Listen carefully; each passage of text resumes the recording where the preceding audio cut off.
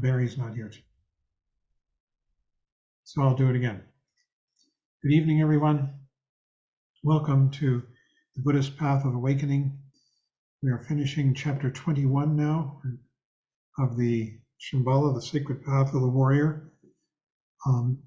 And this is tonight. Michael is going to start.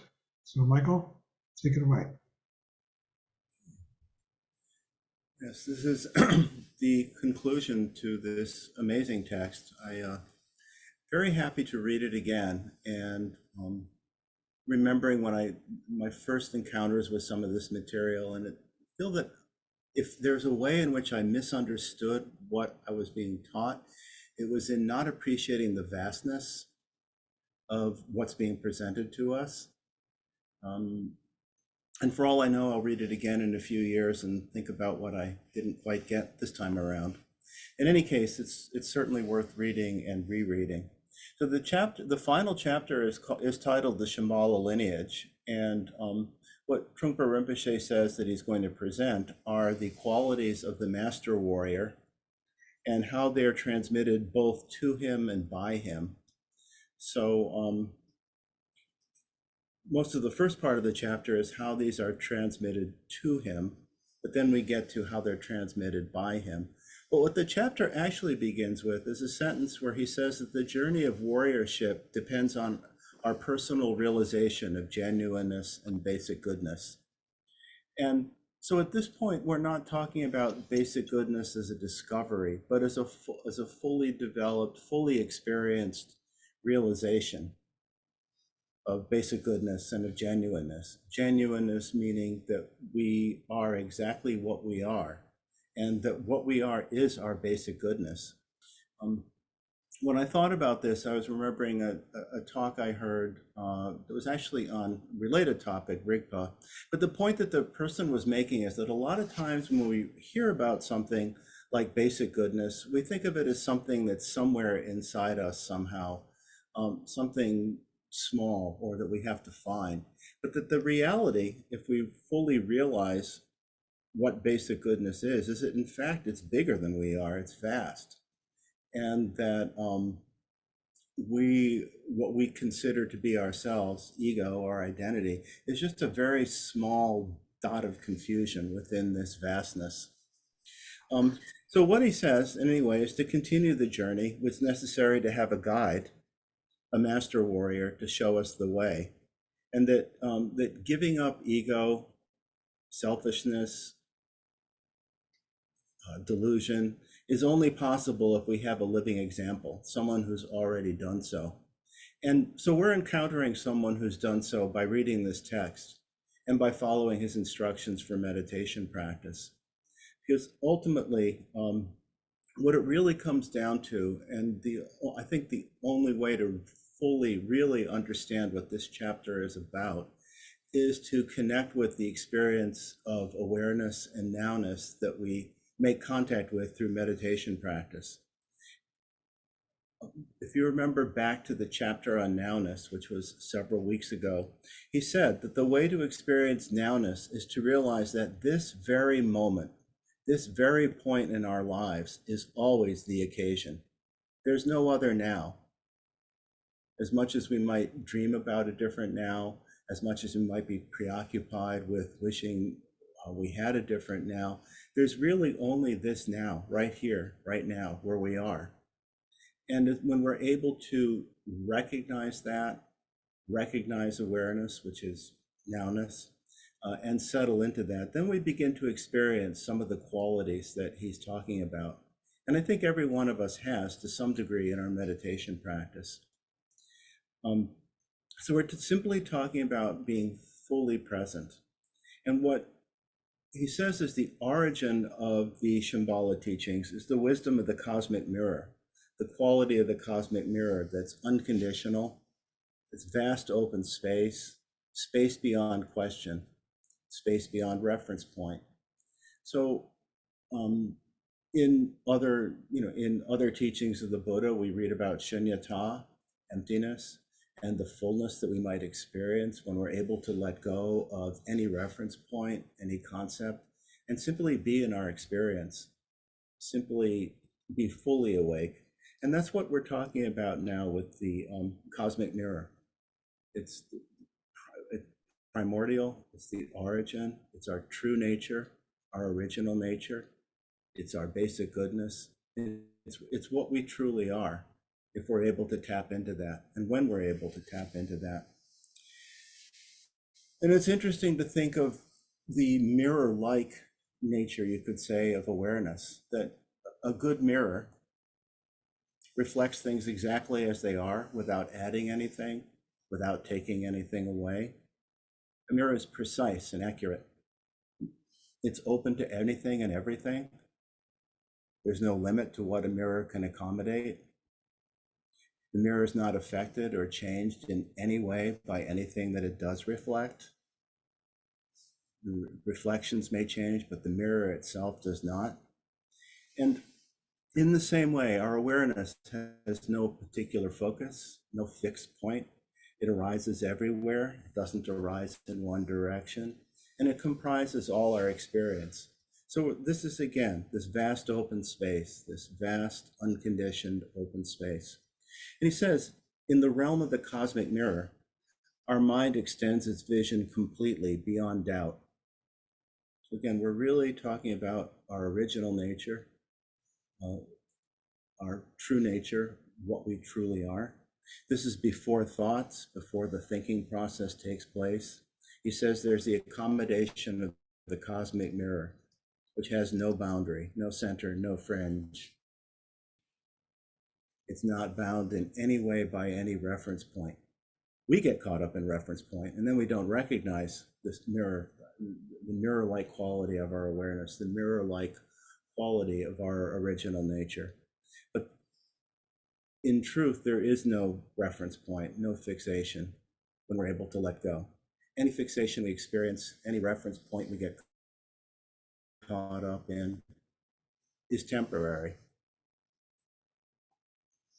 He says, experiencing the realm of the cosmic mirror gives rise to wisdom, the wisdom of vast, deep perception beyond conflict, which is called drala. And he says there are different levels of drala, beginning with the primordial or ultimate level of drala, which is experiencing directly the wisdom of the cosmic mirror. And with that, one contacts the origin of the Shambhala lineage, the source of wisdom. He says the source of Shambhala is the realm of the cosmic mirror, this vast, open, unconditioned space, awareness, true nature of our mind, true nature of everything that we experience. This primordial realm, he says, is always available to human beings if they relax, which I think you could probably connect a little more with shamatha, and expand, which is vipassana, their minds. Again, the primordial realm is always available to human beings if they relax and expand their minds. And really on this level, shamatha and vipassana come together in that we think of shamatha as being aware of object, and the object here is the nature of mind. The object is awareness, and awareness is vast and limitless. So it's an object that's not an object, you could say, or it's an object that's anything and everything. There are teachers who will talk about the nature of awareness as being so vast that we look at the stars and see our awareness extends literally light years away. So it's vast beyond any reference point, any conception that we can come up with. And he says the imperial rulers, who are the Rigden kings, are the inhabitants of the cosmic mirror. They're the primordial manifestations of the wisdom of vast mind, the ultimate wisdom of drala, referred to as ultimate drala. And then he says there are three characteristics of ultimate drala. And the first is that it's primordial, which is nowness. It is going one step beyond or before we think of anything at all. And with this, I just wanted to refer back to the chapter on the cosmic mirror and read a section of this, because I think it really communicates to us what this primordial nature is. In order to rediscover nowness, we have to look back to where you came from, back to the original state. Looking back is not looking back in time. It's looking back into our own mind to before history began, before thinking began, before thought ever occurred. When you're in contact with this original ground, then you are never confused by the illusions of past and future. You're able to rest continuously in nowness. The original state of being can be likened to a primordial or cosmic mirror, unconditioned, not caused by any circumstances. And then he says further, the way to look back and experience the state of being of the cosmic mirror is simply to relax. Relaxation here refers to relaxing the mind, letting go of the anxiety and concepts and depressions that bind you. Or as we said just a moment ago, the way to experience nowness is to realize that this very moment, this very point in our life is always the occasion. So that's the first characteristic of ultimate Drala, the cosmic mirror, that it's primordial, before thought began, before there is any reference point, before there's any effort in any direction. Second, it's unchanging. He says there are no second thoughts in the realm of the Rigden kings. Second thought refers to the flickering mind, not having confidence in the purity of our perception, so that mind wavers and hesitates. So here we're talking about a very stable experience of awareness, because ultimately we realize, we come to identify with awareness. We are awareness, and we just simply rest firmly in our being on the level of ultimate Drala. Rest firmly in our true nature, our basic goodness, our genuineness. And then the third quality is bravery. He says bravery means not giving in any way to any potential doubts. So that our experience here is stable, vast, and deep. So he says, when we contact this wisdom of the cosmic mirror, we're meeting the ultimate Dralas, the Rigden kings. Their vast vision lies behind all the activity of humankind, he says, in the open, unconditioned space of mind itself. And he says they watch over and protect human affairs, but not living on some celestial plane looking down at the earth. But it's, again, our true nature, our original nature. And then, having made a connection to ultimate Drala, the primordial wisdom and vision of the Rigden kings can be passed down to the level of human perception. He says the vastness of perception can be captured in simplicity, a single perception on the spot. It's like seeing the universe in a grain of sand. Perception where there's no interpretation, no imputation, no projection. Just allowing ourselves to be fully in the present moment, without reference point, without any second thought, second doubt that interferes with our direct experience of the world. When we allow vastness to enter our perception, he says, then it becomes Drala. It becomes brilliant and luminous, magical. When we have this experience, we're meeting what are called inner Dralas. The inner Dralas are empowered by the wisdom of the cosmic mirror, the Rigdens, to manifest brilliance and elegance in this phenomenal world. And then he says there are three characteristics of the inner Dralas as well. So this is where we begin to make direct, some contact with Drala principle and the level of human perception. It says that they can be divided into mother and father lineages, that the mother lineage represents gentleness and the father lineage represents fearlessness. Gentleness meaning complete non-aggression, complete allowing ourselves and allowing our experience, allowing the world to be just as it is. Again, without projecting anything on top of that, without getting confused or drawn into conflict and struggle and judgment, but just simply allowing ourselves to be and the world to be as it is. And with this also fearlessness, that we're able to be ourselves and allow the world to be as it is without fear. He says, when someone's actually able to dwell in the world of brilliance and freedom from accepting and rejecting the world, of experiencing drala in all phenomena, then they automatically experience tremendous gentleness and fearlessness in that space.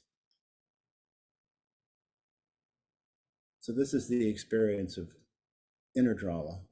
When someone is actually able to dwell in the world of brilliance and freedom from accepting and rejecting. Accepting and rejecting is what comes out of perceiving the world from the point of view of reference point, particularly ego. Freedom from accepting and rejecting, then the world of experiencing drala and all phenomena, then automatically we experience tremendous gentleness and fearlessness in that space. Then finally, the third quality of inner drala is intelligence or discriminating awareness that binds together fearlessness and gentleness. He says gentleness is not ordinary gentleness, but it becomes the experience of sacred world. Gentleness is not ordinary gentleness when it's combined with this intelligence or discriminating awareness, wisdom. It becomes the experience of sacred world. And fearlessness goes beyond bravado, any kind of shell, any kind of show, goes beyond bravado to manifest elegance and richness in a person's life. Complete genuineness. The basic sharpness of awareness binds together gentleness and fearlessness to create the warrior's world of vast but appreciative perception. Vast but appreciative perception. And it's with appreciation that we experience and develop richness and elegance. Finally, the wisdom of ultimate and inner drala can be transmitted to a living human being, realizing completely the cosmic mirror principle of unconditionality. And by invoking that principle utterly in the brilliant perception of reality, a person can become living drala, living magic. So this is the level of the master warrior. This is the level of complete fruition, complete realization. And he says that is how one joins the lineage of Shambhala warriors and becomes a master warrior, not just by invoking, but by embodying drala.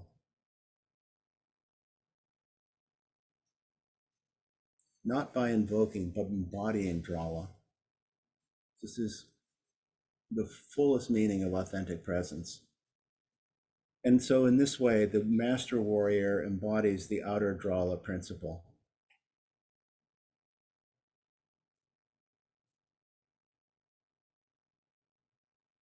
So with that, John will now turn it over to John to talk about the qualities of the master warrior and how he transmits this wisdom to us.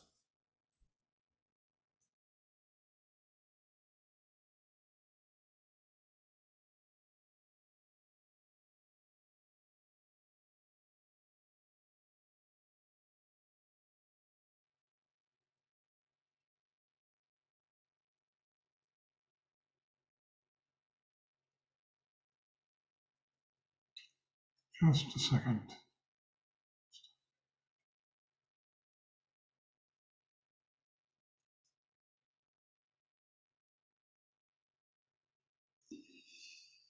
Okay. Thank you, Michael. So, I'm having a little difficulty with the recording here.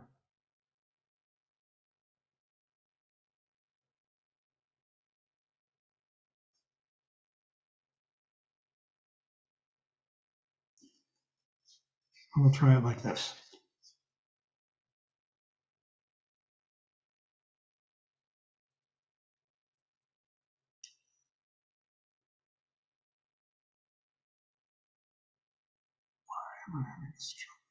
Oh, there we go. Okay.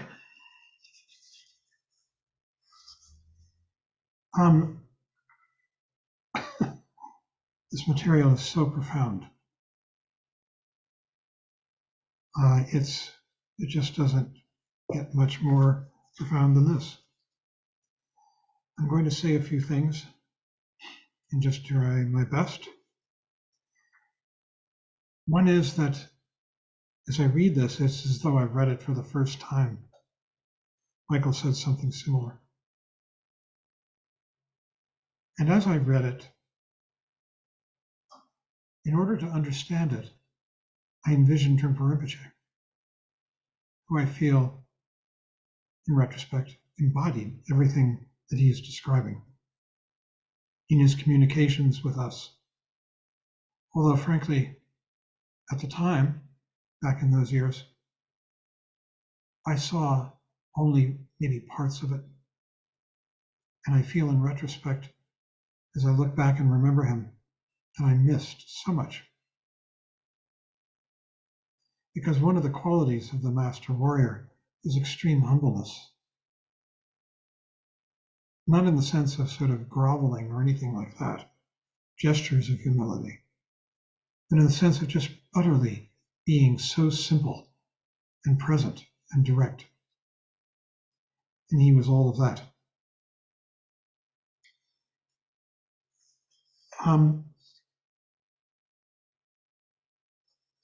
Well, I'll go through this material as best I can. At the end of it, I'm going to read something. I've been writing a memoir, and I'm going to read a piece. I have reservations about it, but I'll do it anyhow. And so right now, taking off where Michael ended, the basic qualities of the master warrior that he or she evokes in others. One is the experience of the cosmic mirror. This comes to us in different ways. I'm 77 years old, about to be 78. I've got friends dying around me all the time. And when you get to this age, you start thinking about death a lot more. I remember having a lunch with my friend Reggie Ray back in my 30s and telling him that while I knew that, of course, I was going to die, that I didn't really feel it.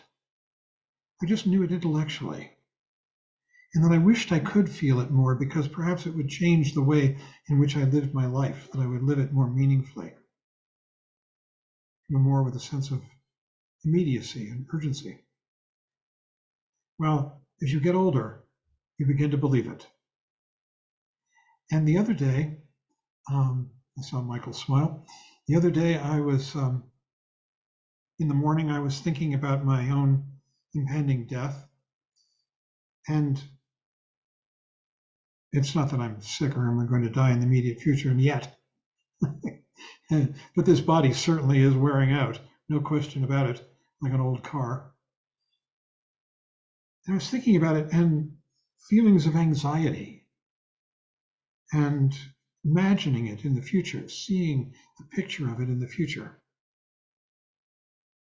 And suddenly I realized I'm here now. That future that I'm imagining is just an imagining.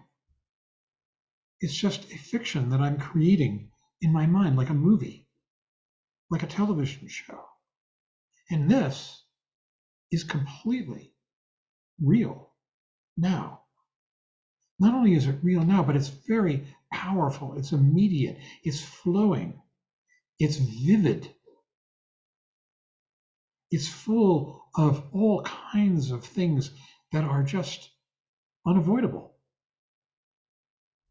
that come to me and all of us in this present moment. The future is just a TV drama, just like we're watching it on television and getting caught up in it with all of our emotions. And then suddenly it ends and you realize, well, that's over. Time to go to bed.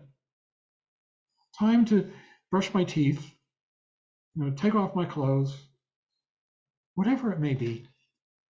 And we're back to the real. This real moment is utterly, powerfully the real. And the rest of it is imaginary. And this is a lot of what he's talking about here. When he talks about the cosmic mirror, it happens only in one place, now. This is it. And it's just like a mirror in that everything that goes through a mirror doesn't touch it, doesn't change it.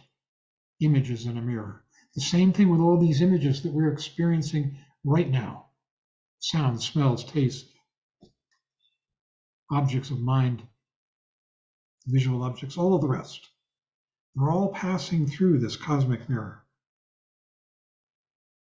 And he says that this is what produces the magic, or it is the magic of perception. Here it is. We're experiencing in this present moment. And really what we're being told to do is to relax into this and let go of all of these imaginings, these fictions that we tell ourselves about and that cause us anxiety and sadness and fear and apprehension, and then give rise to all of the defilements, jealousy, feelings of poverty, feelings of anger and hatred, and all the rest.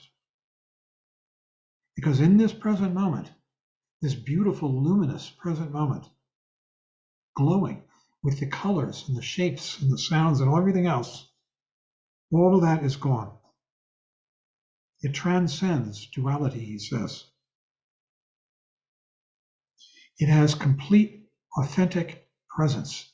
Wangtang in Tibetan. Wangtang literally means power and presence. This is it. In this moment. The rest of it is dream. He says this is what allows the warrior students to go beyond selfishness, beyond ego, in an instant, which is the real meaning of magic. Going beyond ego, going beyond I and other, all those dreams. Now he's talking more about the master warrior. And I regard this as a description of him. He says his or her birth takes place in the realm of, I don't know why my printer is computing printing something. His or her takes place in the realm of the cosmic mirror. His or her birth. This is it, the cosmic mirror. It's in this moment of nowness. Where there is no beginning or end, there is simply a state of vastness. This present moment, this nowness is vast. It goes on endlessly. It's without limit. There is no beginning or end to it, just as there's no beginning or end to the cosmos. His or her realization or state of being is not purely produced by training or philosophical learning, but rather he has relaxed completely into the unconditioned purity of the cosmic mirror of nowness. Relaxed. You see, this is why we're constantly being enjoined in our meditation to relax into awareness. Pure awareness, awareness of now, is utterly without effort. If there's any effort, you're not being completely aware, thinking about something else. This effort, just as Michael was saying, that we know that we're aware. You don't have to think about it. It's here. We know when we're aware. We know, oh, I was dreaming. Now I'm back. You don't even have to say it. It's effortless. And effortlessness is one of the absolute hallmarks of true awareness. This is especially true in the Dzogchen teachings, the Great Perfection teachings. This is the only time that there ever is, now. All the rest of it is dream. So therefore, the master warrior has experienced unconditional wakefulness, free from ego. Ego is I, with all the past and future it contains. And so the energy of the master warrior is always connected to ultimate drala.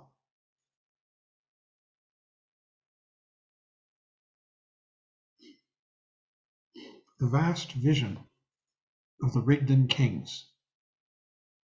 And we went through the three qualities of ultimate drala, that it's primordial, meaning no beginning or end. This moment never had a beginning or end. that it's unchanging. The essence of it, it's like a mirror. Nothing phases it. And that there's tremendous bravery in it because we're not subject to the fears of I and other, of our dreams. Those fears only lie, that cowardice only lies in dreams, dreams of the past and dreams of the future. And then secondly, because the master warrior, this person who lives in the now, who is egoless, has completely identified with the lineage of the wisdom of the Rigden kings because of that. This is what we're talking about. She or he has begun to develop great tenderness and compassion, witnessing the goodness, the fundamental goodness of all beings and of life, that it's worth being here for. In fact, it's choiceless that we are here for it. And the Master Warrior knows that all beings possess this basic goodness and are entitled to realize the principles of their own genuineness, to wake up from the dreams. All beings have the potential to give birth to the universal monarch in themselves. That is, to really live in this present and to demonstrate the qualities of what it means. The Master Warrior has great compassion and generosity in his or her mind, and finds that great Eastern sun, that's this beauty, the vividness of this present moment, has entered their heart completely. And she or he manifests the brilliance of the great Eastern sun, extending its light rays to sentient beings who suffer in the twilight of the setting sun. That is, they suffer in their dreams. And we all do that from time to time. And from time to time, more or less, we wake up into now. And those dreams vanish. And that is the setting sun vanishing. And we awaken into the great Eastern sun, which is this. It's always new. It's always rising. It's always brilliant. The Master Warrior sees the complete path of warriorship and is able to extend it to warrior students, to any human being who longs to fulfill his or her precious human birth. And I witnessed this with Trungpa Rinpoche, that he lived. There was nothing else for him to do but to extend this to anyone who came within his orbit. Finally, the Master Warrior, out of his great compassion for human beings, is able to join heaven and earth. The ideals of human beings and the ground where they stand can be joined together by the power of the Master Warrior. And what this is saying is we can live our humanity, our compassion, our heart, and our intelligence. Confidence and trust in yourself is prerequisite. And beyond that, you have to go beyond selfishness. The selfishness is what lies in dreams.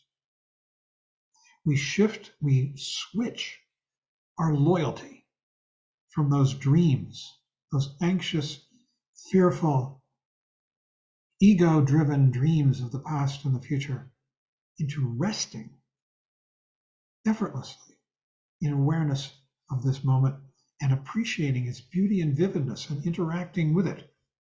Endless stuff to do. Endless. The Master Warrior has nothing to do except play with what is arising now. If one is selfish, he says, one is neither heaven nor earth and is stuck in a plastic realm, artificial, horrific. And we create our own horrific dreams. Beyond selfishness comes passionlessness, transcending the desire, the fear, the wish for something from me. It doesn't mean that we're unappreciative and that we don't feel emotions like joy and appreciation and all these things. But we give up that fearful, egotistical, self-protective mind.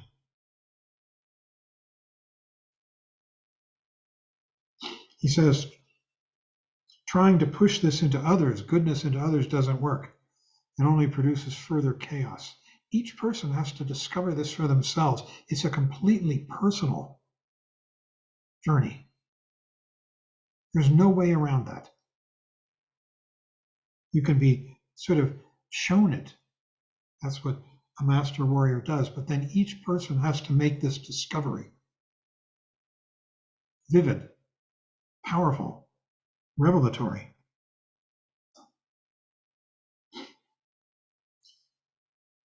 So the master warrior lets things assume their own shape in their own time.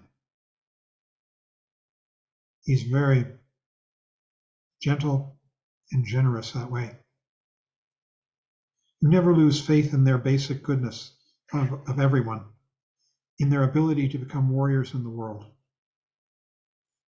It says the master warrior guides his or her students with patience, ultimate patience, because they've got no axe to grind. Just constant interaction and appreciation. With gentleness, no aggression, because they're not trying to make anything in particular happen. By being true, stable and solid, a mountain, so that you can rely on his or her sanity, which never wavers. She's completely genuine. I always felt like Trungpa Rinpoche was a mountain. I remember one time we were buying what became Marpa House. We no longer have it. It was an old fraternity, I think, or sorority here in town in Boulder. And we needed a place for people who didn't have much money and were arriving to study the Dharma to stay. And we raised the money and we purchased this somewhat derelict facility. There were people sort of camped out in it, breaking windows, climbing in. And we cleaned it up, and it was up on the hill, University Hill. And I was one of the directors, me and Marvin Casper of Karmazon, the meditation center here. And I got word that, it had grass around it, and we wanted to make the grass nice. And I got word that Trungpa Rinpoche wanted to plant kusha grass around it. Now, kusha grass is like a tall weed, sort of like grain, like wheat. And the Buddha, when he achieved enlightenment, sat on a mat made out of kusha grass. But I felt what we really need is a hedge to give us some privacy around this lawn. Not kusha grass, you can just see right through it, And I was incensed. And I went to him. And I was, Rinpoche, we can't have kusha grass. It's just ridiculous. We need a hedge and blah, blah, blah. And he just said, okay. And I felt like I had just taken a swing at what I thought was a brick wall, and I had gone right through it and landed on my face. That was him. So he was without fear in his or her mind. The process of helping others takes place constantly. I remember he was surprised one day. He had gone to Mexico with Diana. He hated these vacations. He called them lying in the dirt, going to the beach in Mexico. But if you can believe it, with his crippled left leg, he actually went parasailing, where you get pulled on skis behind a motorboat, and you've got a big sail on your back, and it lifts you up into the air, and then you sail a bit and you come down. He did this. I couldn't believe it. I can see Michael laughing. He could barely walk, right? Much less do that. I don't know how he got up. And I was talking to him about it later, and when he got home, and he said that he was surprised to find that when he got up, when he did this and he got up and in the air, he was actually afraid of death. And I thought, oh, really? So his mind is free from laziness, master warrior, free from fear. She expresses intense interest in the students and their activities. Intense. That's all. I watched him. I'm taking him as my example, obviously. And he just lived to interact with, to find out about the people who were around him, his students mostly. Mutual humor and appreciation takes place constantly between the master warrior and the warrior students. But most important, in every activity of his life, his or hers, and this was written at a time when we only used the masculine pronoun. Later, we all got our consciousness raised, so forgive this if you would. He says, there's always magic as the master warrior guides the minds of his students into the visionary mind of the Rigdon kings, the space of the cosmic mirror. He constantly challenges his students to step beyond themselves, to step into the vast, brilliant world of reality in which he abides. His authentic presence is a constant challenge to be genuine and true. And I always feel now in retrospect that I missed it, a lot of the time, most of the time, where he was actually living in this space, this vast, brilliant world of reality. Altogether, then, the idea of lineage in the Shambhala teachings relates to one's connection with primordial wisdom, accessible and extremely simple, but also vast and profound, and it only lives here in the present. This present moment, the only time we ever have, the only reality we ever have. Everything else is dreams, like TV shows.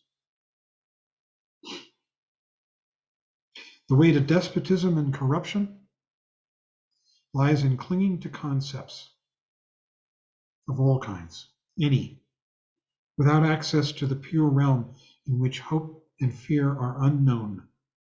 That's the moment, now. In the realm of the cosmic mirror, clinging to concept and doubt has never been heard of. This realm of pure, simple awareness here.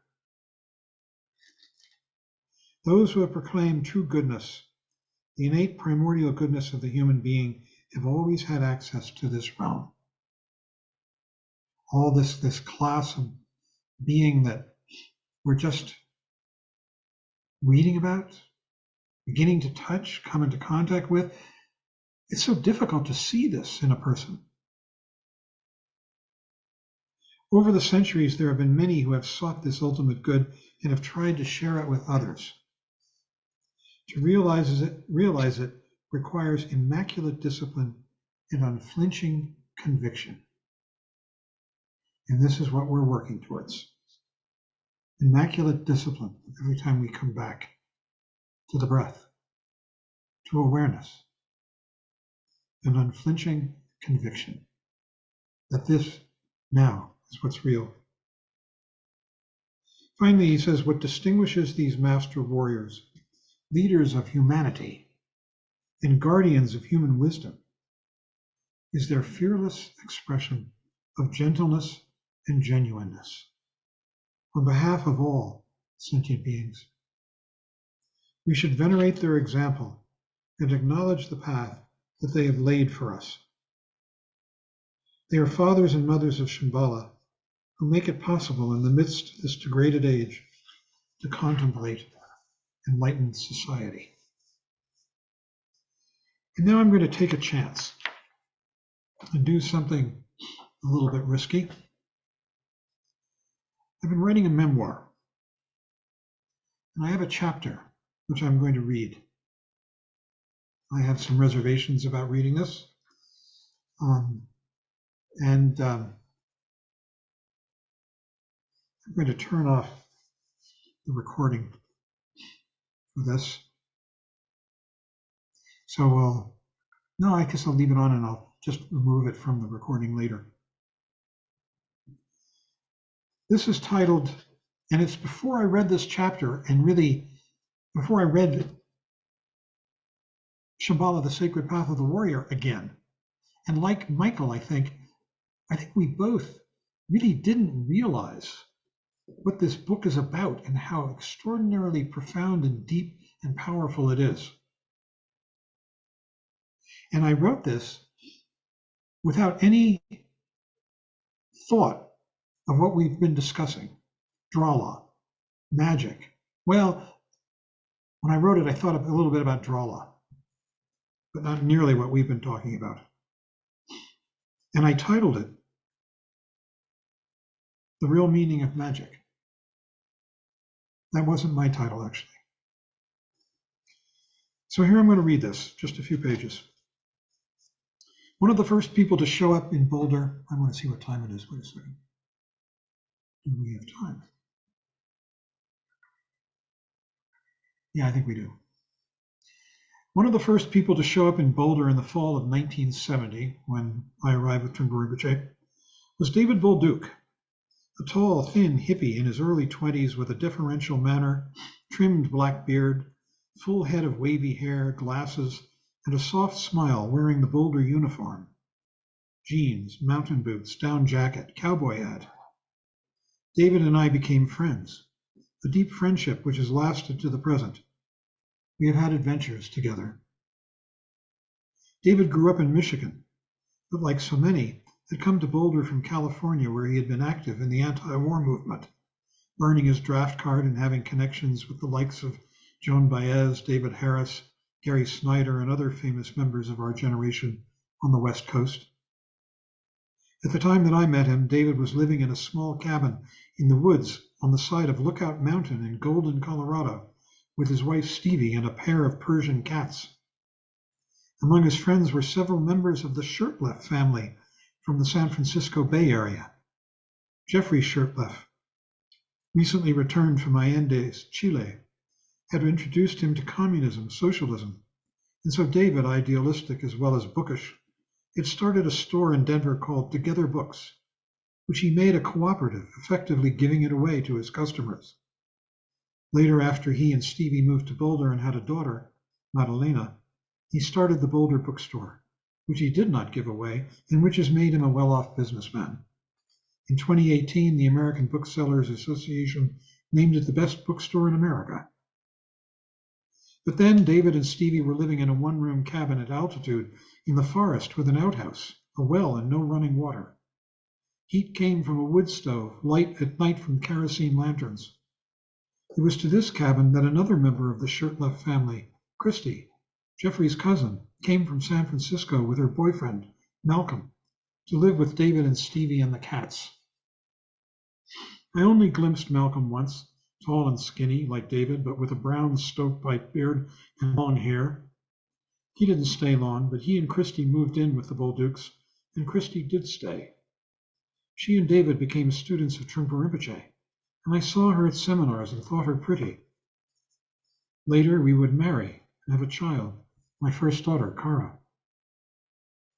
Christy had come straight from the Haight-Ashbury district of San Francisco, the classic flower child. Notwithstanding, her family was San Francisco high society. Her grandfather had founded the investment banking house Blythe Eastman Dillon and Company, and her father was senior vice president in charge of the West Coast, a member of the Pacific Union Club, of which he would later be president, the Bohemian Grove, one of the most exclusive clubs in the U.S., the board of the San Francisco Opera, he would later be chairman, and he and his second wife, Betty, his first wife had died when Christy was 12, lived in a beautiful apartment on top of Russian Hill with a direct view of the Transamerica building, where Christy's grandfather sat in the penthouse daily doing the Shurtleff genealogy. They had second homes in Carmel, 17-mile drive, and another above Tahoe. I knew nothing of her background, except that David told me her boyfriend before Malcolm had been a one-legged American Indian named Marco, who drove her around on the back of his Harley-Davidson motorcycle. Must have been her father's nightmare. Christy showed up in a long blue patterned skirt she still wears similar and has her entire adult life. White blouse, army boots, with a heavy winter coat over it all. Natural pure blonde hair with blue eyes, she had posed painting at an easel at the age of 5 for a full-page insurance ad in Life magazine. At that time, her hair was white. After we married, the picture was displayed on the wall of our first home. Although I am not a very Jewish Jew, still Christy is a classic shiksa. I was smitten from the first, but nothing happened for a few months until the spring of 1971, when David told me that he was going to drive Christy into retreat in Allens Park, and did I want to ride along? I jumped at the chance, though very casually so as not to appear too eager. David has always been what Malcolm Gladwell calls a connector. Christy was going into a 3-week solitary meditation retreat in a cabin above 9,000 feet. So we packed her and her clothes and groceries into David's Datsun pickup and drove up.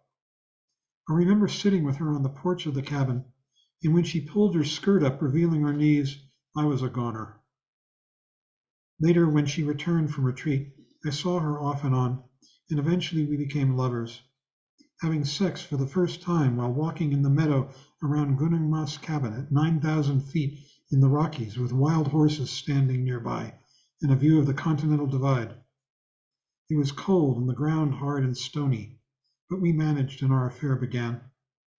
We started sleeping together off and on in my room at Formal House, where I lived with Trungpa Rinpoche, with Marvin next door and Rinpoche downstairs. Diana was still in England. Eventually, Christy went back to David's less and less, moving in with me completely. One night, Christy came to me and told me that Trungpa Rinpoche had asked her to spend the night with him, and did I mind? I was shocked, but said no, it was all right. And off she went, down the stairs to Rinpoche's bedroom. As soon as she was gone, I realized how miserable I was. I sat on the stairs with my head in my hands. I felt so betrayed. By him. And her. But mostly by him. How could he do this to me, hurt me in this way? I who loved and served him. I who was so open and kind, and he who was so open and kind and generous to me. Of course, he had sex with many, many women. I knew this, because as his secretary, I often approached them for him and escorted them into his room. I was envious of them, able to have that kind of intimacy with him, which I couldn't have being male. And of course, I was envious of him, having sex with all those women. But Christy, my girl, how could he do it? The next day, Christy returned to David and Stevie's cabin, and Rinpoche left town, flying east for some event, not scheduled back in Colorado for 10 days. I felt wretched, unable to think of much else than his betrayal. Her betrayal was secondary, because Trungpa Rinpoche was the most important person in my life, bar none. I was wrecked.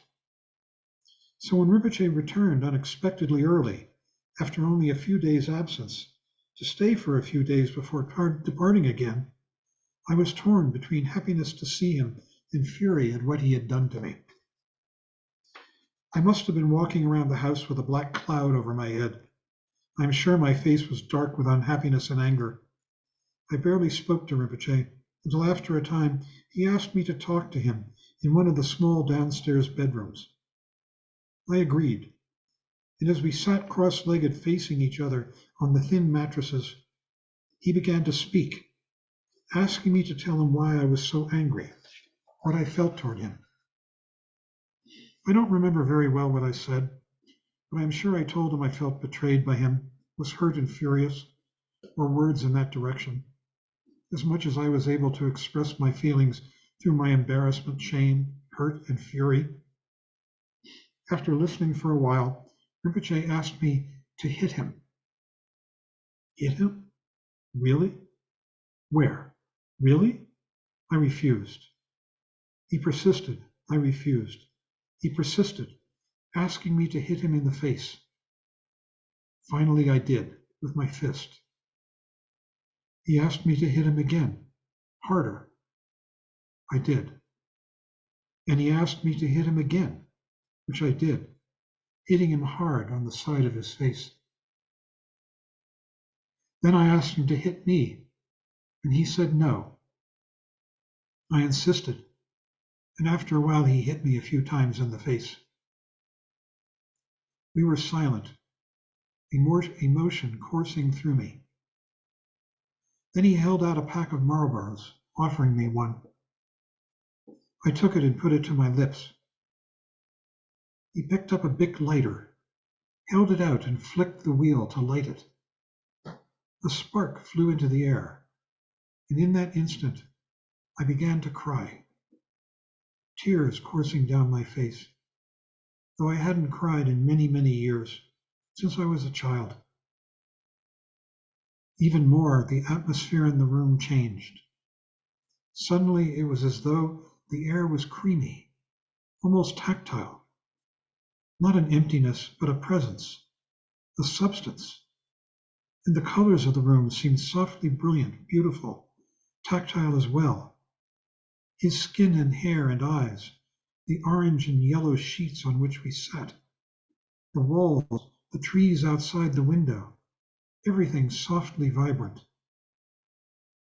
I sat there with my tears looking, and I knew that when he flicked the lighter and the spark flew, he had deliberately made me cry and had made me perceive him and everything so differently, as surely as if he had reached over and pressed a button to make it happen. I looked at him and said, "How did you do that?" He answered, "This is the real meaning of magic." For the next few days, sometimes when we passed each other in the house, he would look at me, grin, and grip his jaw with his hand, moving it back and forth to tell me it was sore. And the funny thing is, I wrote that some time ago, and then reading these chapters in the Shambhala book, I suddenly realized what he was talking about when he said this is the real meaning of magic. So I hope that wasn't too much. And we could have a discussion.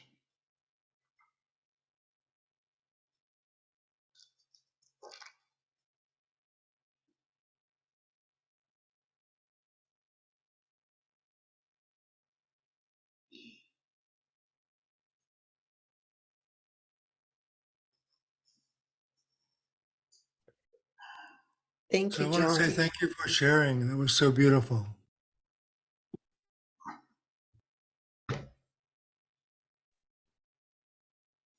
Kurt? Um, Likewise, thank you for sharing that, and just touched such a deep chord that all this talk of Drala and all this figuring out, and what I got from that was Drala is love, and it just came through in that story so deeply. Thank you. Thank you. That's really insightful.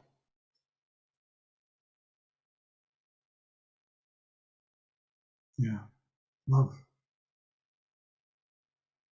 Huge part of Drala.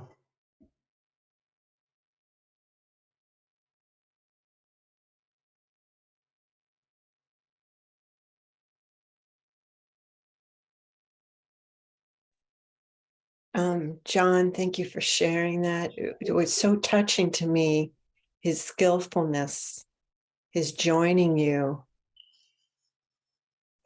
his tenderness in having you hit him. You know, just Yeah.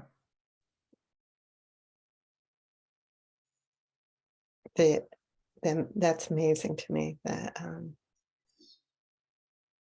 the sweetness of that talk about non-aggression, right? But yeah. Yeah, totally.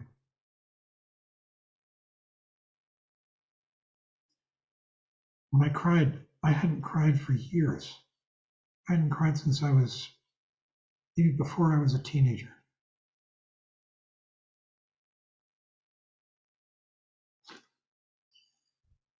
Yeah, And when he flicked that lighter and the spark flew,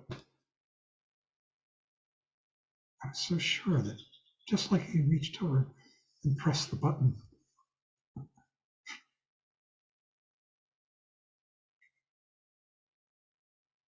there's magic in this world, and we can all live it, contact it. Magic and beauty, and it's always now.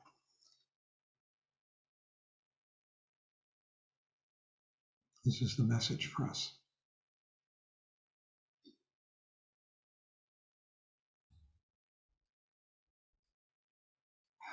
Miriam? Hi. I also have reservations about what I'm about to say, but I think it's important because I've had these questions ever since we learned more about Trungpa Rinpoche. And I think the story that you gave, John, first of all, beautifully written, really great to hear. And I think it was a great resolution of adversity. But when I think about him being oblivious to your feelings and not being considerate in, asking your partner to his room, I can't see the redemption in that. And maybe it was the culture at the time too that made this permissible. And I also have something else to say about him that I've been finding very hard to swallow is his drinking. And I know for a fact that you can overcome alcoholism. I know it personally. And I know too that people were upset with him for not quitting when he actually died of the consequences of alcoholism. So I don't know, like, how does all this sit with you? I mean, he's human, but at the same time, it seems like these things could have been avoided. And I know I'm sounding judgmental, but I just wonder how you feel about all that.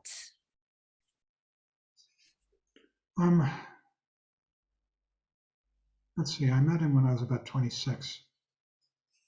Maybe about a few years later, he told me one day, he said, "You better hurry up. I'm going to die when I'm 37. Well, he lived to be 47. I've never seen anyone live life so fully.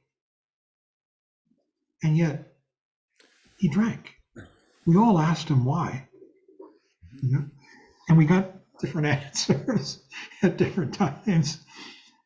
For me, I came down to, it's like, you've got blue eyes, I've got brown eyes.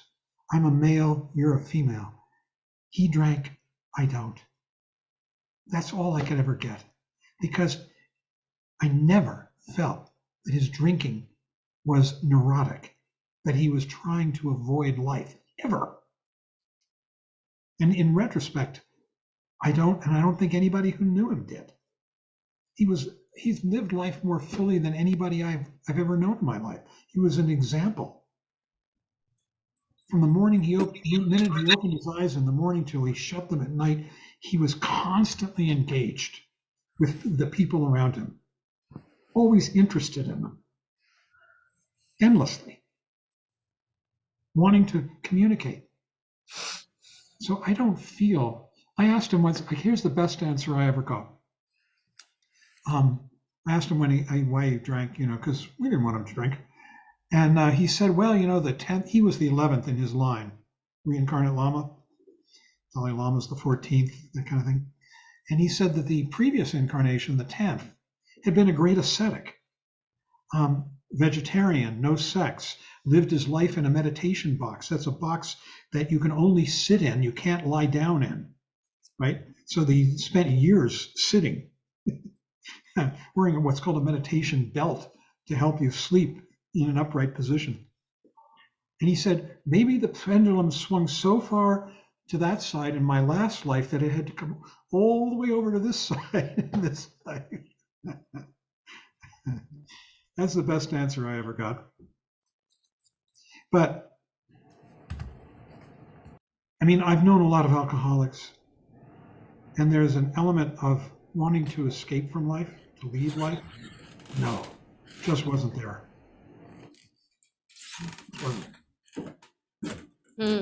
So like, it's like he chose to die prematurely. He did. I don't think he chose to die like he wanted to die. I just think that's what happened. That's, you're talking to somebody, that's my best shot at it.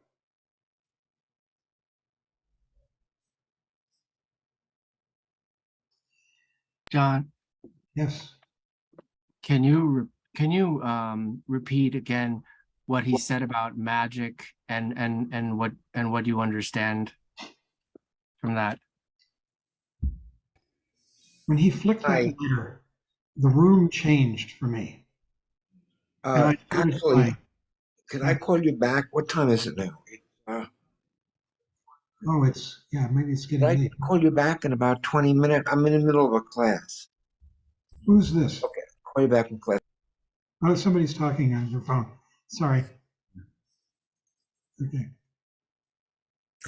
You were getting another person. So where were we? Magic. Yeah. I think a person like him can invoke in the student one way or another the entrance into the magic of now, of nowness, the brilliance, the vividness, the meaningfulness. We all have moments, flickers of it, more or less, each one of us, some more and some less. Some people might be having huge experiences of it for all I know. But it's a job of the master warrior, to use the language of this chapter, to show the student that realm. That is the realm of sanity. It's the realm devoid of the fear of the and hope and fear of the past and future. It's all the things that this chapter is saying. So just too much. to follow up on that, and on what Miriam was saying, it sounds to me like you got, and like what you're saying is that you got the deluxe treatment, guru treatment, as many of the people did who were close to him back then. That he might sleep with your partner and then provoke a fist fight and instigate enlightenment in that way. So yeah, I mean, like, and I can see now how a lot of people wish that the guru would sleep with their wives, and women think likewise. But ultimately here we are, and we have to ask the question, like, is that the way to provoke enlightenment in students? Each one of us is utterly different, unique, a case. We each have our paths. And I went on to fall away from Trungpa Rinpoche for the rest of his life. Not because of that, but things happened later, which I'm also writing about. And I fell away from him, but it wasn't permanent, because now I feel like I'm coming back. This is my particular journey. And each one of us has our journey, and we find our inspirations, the things that open us up, inform us, move us on this path. And each one of us is very different. We may have similarities, but it's a very unique and individual journey.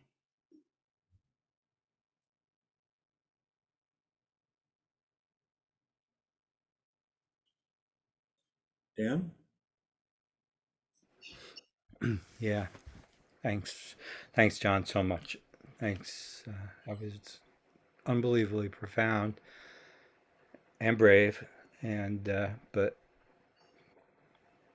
I don't know. I don't think you risked that. It was very positive for me. Anyway, I had a, where where does it leave Dharma students who never have the opportunity or aren't as lucky to have that kind of relationship with the teacher? And it doesn't have to be that specific at all about like anything that happened between you and Trungpa Rinpoche, but that feeling for a teacher, and I that read you the have this type of teacher, you know. I think we all can have moments of epiphany that inform our understanding of who and we are and what we're doing.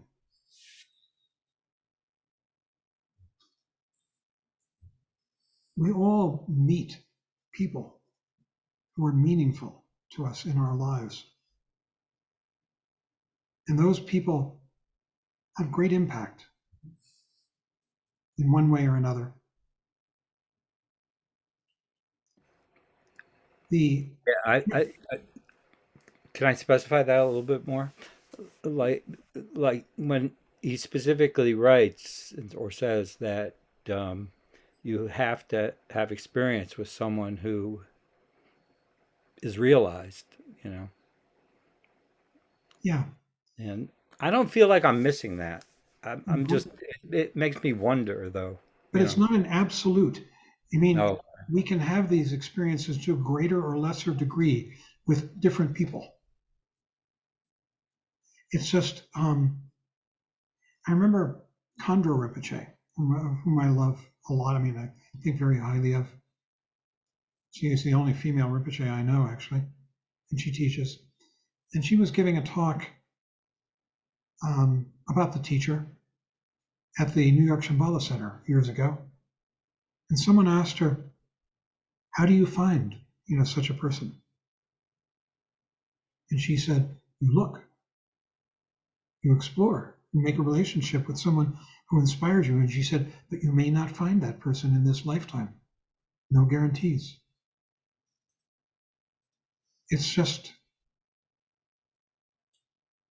each one of us has to tread our own very solitary path.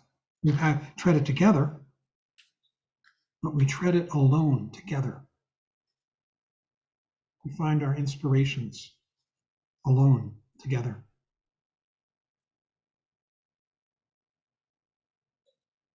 So I had great reservations about reading that, in fact, about writing this whole thing that I've been working on. But I guess it's going to happen.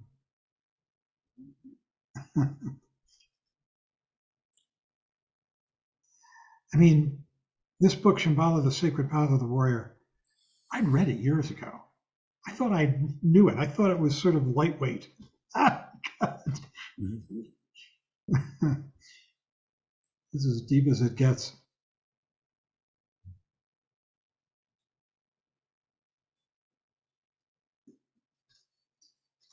Well, I feel like I stopped the conversation here. I have a question, John. Meg.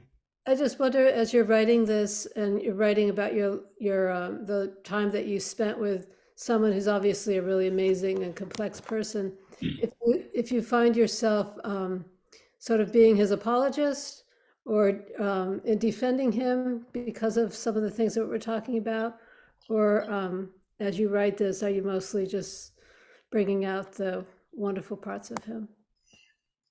No, uh, terrific question. Thank you. I wrote a chapter called Wisdom Crazy. That's what I titled it. And I feel like I have to address just the issue that I had to address just a few minutes ago here. Why did he drink? Why did he sleep with so many women? These things are not approved, especially today. And I had to address it. So I did as best I was able. It was a different time too, in terms of the sexual relations. It was coming out of the 60s into the early 70s. And the ethic was free love or freer love. And the Me Too movement was a long way away. And I've talked with other people, and we all think, yeah, he would have modified his behavior if he were alive today. He would have behaved differently, because he lived really to awaken people.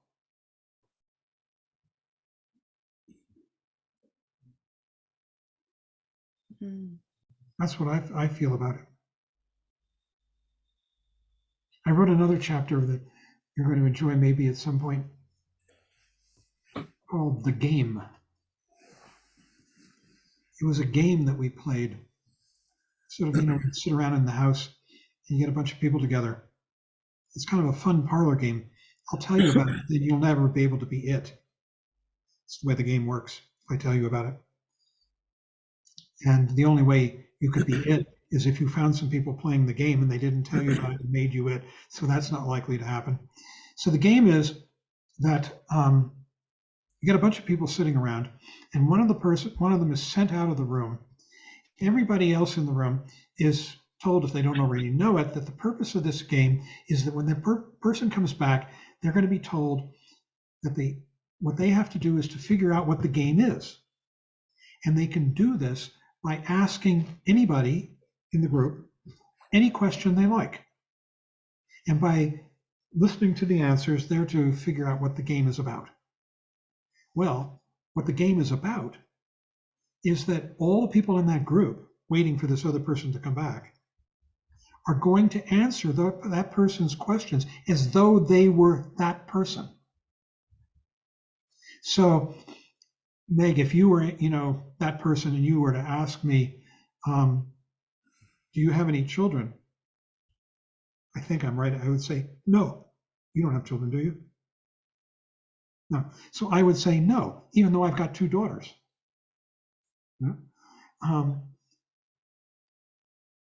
We played this game quite a bit, and we would always give the person the warning, don't ask questions about the game. You can do it, but we recommend not. And the reason is you get questions like this. The person who's it will, after a while, get frustrated, and they'll turn to somebody and say, do you really know what the game is about? And the other person would say, no. That kind of screws things up. And I was with a woman once who was very self-attacking. She was constantly self-critical.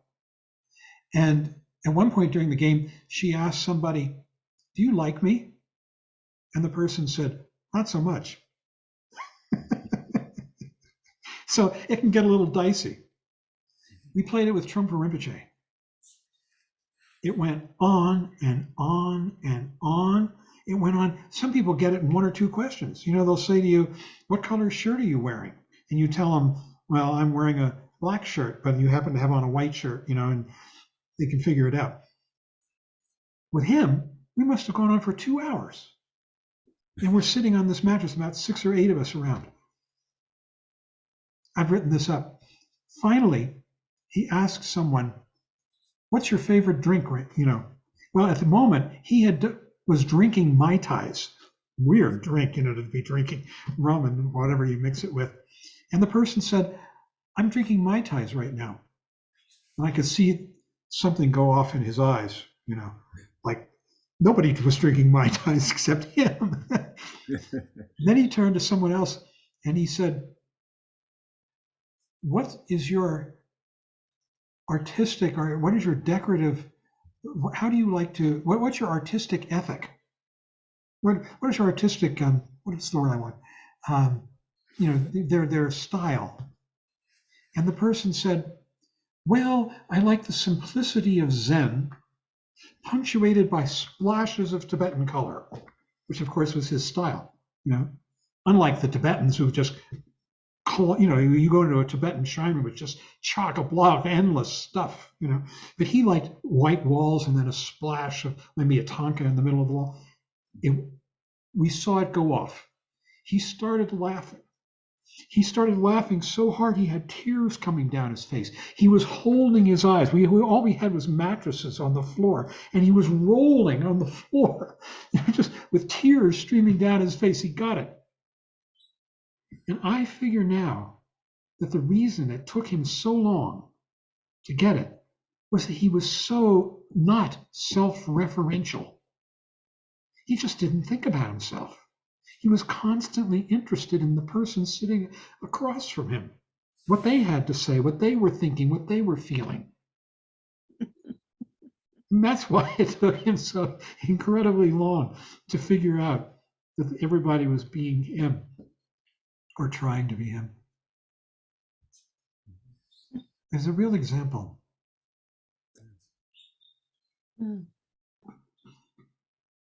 Micah? Yeah. Nika. Hi. Yeah, I was thinking of this before. In fact, I was about to say it. And then, you told a story which illustrated it, which is, I think the point is that he operates. I mean, what is him is that he doesn't have an ego. He's let go of the ego, which makes it very difficult for us to understand because we are all ego oriented. And we say, why doesn't he choose that? Or why did he do this? And he's not. We are all self-referential, and he isn't self-referential. It's like he existing. I don't know if it would be another plane, but he exists in a context which is very hard for us to understand, because in a way it's alien to us, because everything refers back to ourselves, and I don't think that's the case with Rinpoche.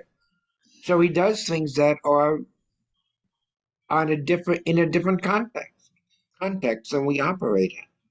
That was my feeling. I think you're partly right, but I think you're being way too hard on us. That everybody here has lots of non-ego moments, life, awareness. Ego is a thing that happens from time to time. It's a happening. In the midst of empty space, suddenly I arises, and then it disappears. It's a statement, I am. And when it has a beginning and an end, and it's bordered on egolessness on both ends. We all, more or less, experience egolessness. The question is, where is our loyalty? What are we? It's like a figure ground problem. Ego is the figure. And when we see it and we focus on it, we ignore the ground, which is egolessness, reality. And so the path really is about beginning to become more aware of that ground of egolessness and beginning to dwell in it. And there are various ways. With meditation is the most important one. We come back to awareness in the present moment with appreciation of the vividness of this beautiful world. That's another one. That brings us back out of, can bring us back out of ego. So we're not completely derelict or hopeless by any means. We all have this potential within us, more and less, to dwell in this vivid nowness and to appreciate all the people and the things in our lives around us and interact with them in a compassionate, gentle, and wise way. To be master warriors, ultimately. It's really true. I think that we're so pessimistic. That's part of our neurosis. And part of this path is beginning to learn how to see the positive.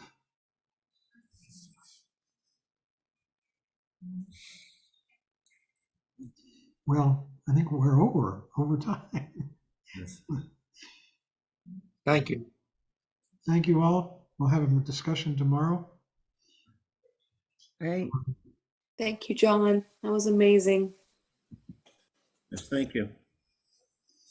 Okay. Thank you, John. Thank you let's see. so much. It was really wonderful and beautifully written. Thank you for the encouragement. Oh, please give us more. Okay, so I'm going to put the chants up. Michael, you want to lead them, or who is Sure. leading? Yeah, I could do that. Okay.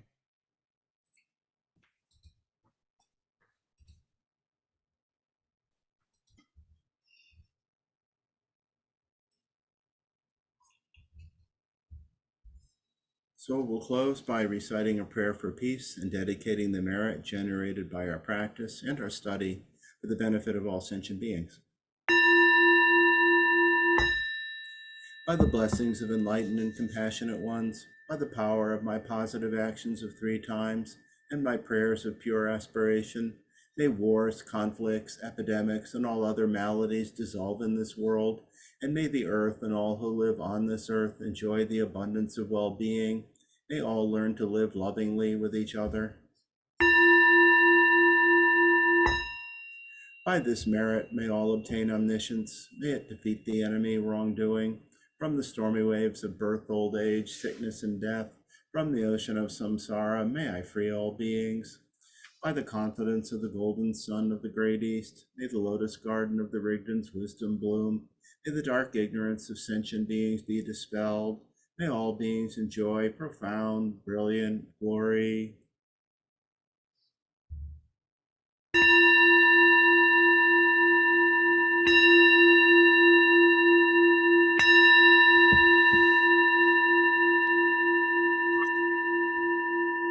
Thank you so much, John. Thank you. Thank you, Everyone. John. Michael. Take care, Have everybody. a great night. Thank you, John. Thank you, you. Michael. John, Bye-bye. Michael. Thanks, everybody. Thanks, Michael. John. Thanks Bye. very much, John, and everybody. Thank Thank you and good night. Good Have a night. all. good night.